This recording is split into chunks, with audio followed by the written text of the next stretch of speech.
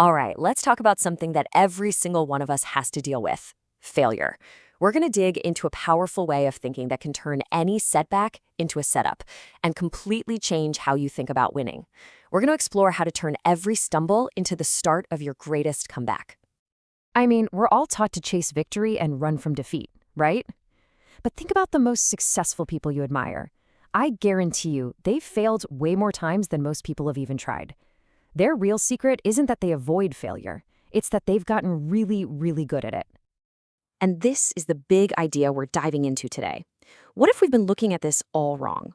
What if failure is actually the best feedback you can get, the ultimate fuel for growth, but only if you know how to process it? So, where do we even begin? Well, it all starts with understanding that right after a failure, you're standing at a fork in the road. The event itself, it's neutral. It's the story you tell yourself about it that decides where you go next. And that story, that comes down to your mindset. I mean, what you believe about yourself literally shapes your reality. After a setback, you're right here, at this crossroads. And according to some incredible research from Stanford University, the path you end up taking is guided by a specific psychological framework inside your own head. Professor Carol Dweck calls this your mindset. You can think of it as the lens through which you see, well, everything: yourself, the world, your potential. And what her work shows is that there are really two core mindsets, and they lead to totally different places when life throws you a curveball. And here they are, side by side. On one hand, you have the fixed mindset. This is the belief that your talents, your intelligence, they're just set in stone. Every situation feels like a test, and if you fail, it feels like a final, crushing verdict on who you are. But on the other side, you have the growth mindset. This is the belief that you can develop your abilities. The goal isn't to look smart, it's to get smarter. Suddenly, challenges aren't things to avoid. They're the only way you grow. And Dweck just nails it with this question. Why spend all that energy defending your ego, trying to prove you've got it all figured out, when you could be using that same energy to actually learn and improve? That shift is the absolute key to thinking like a winner.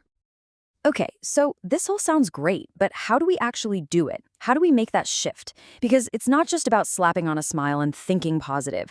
No, this is a strategic move. It's about completely reframing what failure is. It really comes down to two big mental moves.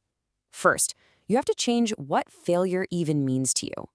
And second, you have to stop letting it define who you are. If you can do these two things, you're building a foundation of true, rock-solid resilience. The question you ask yourself in that moment makes all the difference. Why did I fail? That's a backward-looking question. It leads to blame and regret. But asking, what did I learn? That's a forward-looking question. It instantly turns a dead end into a data point.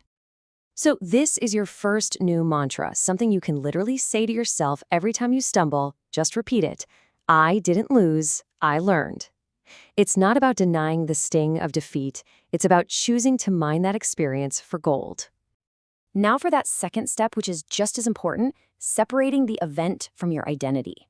A fixed mindset pulls that failure in and makes it personal. It says, I am a failure. That's the trap. A growth mindset pushes it out. It says, the strategy failed, the approach failed, not me. This distinction is everything. You are not your results. And here's your second mantra. Think of this one as a mental firewall between a single outcome and your total sense of self-worth. It contains the damage. It lets you analyze what went wrong with the task without letting it poison your confidence to try again. Okay, so once you've reframed failure and you've protected your identity, now you can actually start to use it as a tool. This is the cool part. This is where setbacks stop being roadblocks and start being the very engine that drives you forward.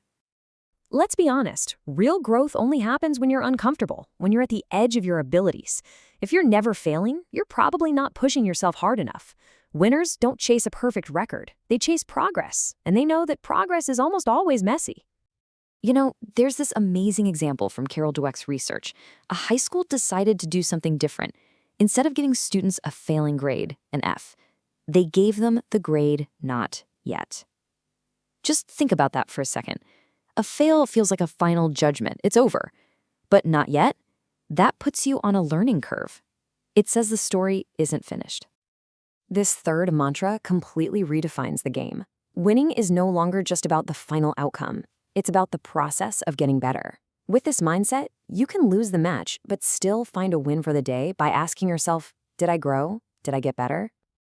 And there's another hidden benefit here too. Failure is an incredible antidote to arrogance. It keeps you humble and it keeps you hungry. Too much success can make you complacent. It can make you think you have all the answers. Failure forces you to ask better questions. And this isn't just some nice theory. The most innovative companies in the world live and breathe this stuff. W.L. Gore, the makers of Gore-Tex, they literally expect failure because it means their people are experimenting. Lego nearly went bankrupt from too much wild creativity. But they used that huge failure to build a smarter, stronger system. They see mistakes as portals of discovery. How great is that? So we've reframed what failure means. We've turned it into fuel for growth. The last piece of the puzzle is all about writing your next chapter. It's about building the resilience to not just get back up, but to use the fall as a launch pad. When you're down, it is so easy to just hit rewind and play the failure over and over in your head. Winners actively fight that urge. They use their imagination to pull their minds into the future. They visualize themselves getting back up. They rehearse their comeback story before it even happens, building up that self-belief they need to take the next step. And here's a really crucial piece of wisdom. Sometimes you can do everything perfectly right and still not get the win. That's not a weakness. That's just life. There are things outside of our control. A true winner understands this and accepts it, without letting it become an excuse to quit. So at the end of the day, thinking like a winner has nothing to do with having a perfect, unbroken winning streak. It's about having an unbreakable spirit. It is about making the conscious choice every single time you fall to get back on your feet, not just as you were, but a little bit wiser, a little bit tougher, and one step closer to where you want to go. This right here, this is the ultimate reframe. This is your new mantra. Every setback is not the final chapter. It's the plot twist. It's the challenge that forges the hero. It's the setup for your comeback. Now go write it.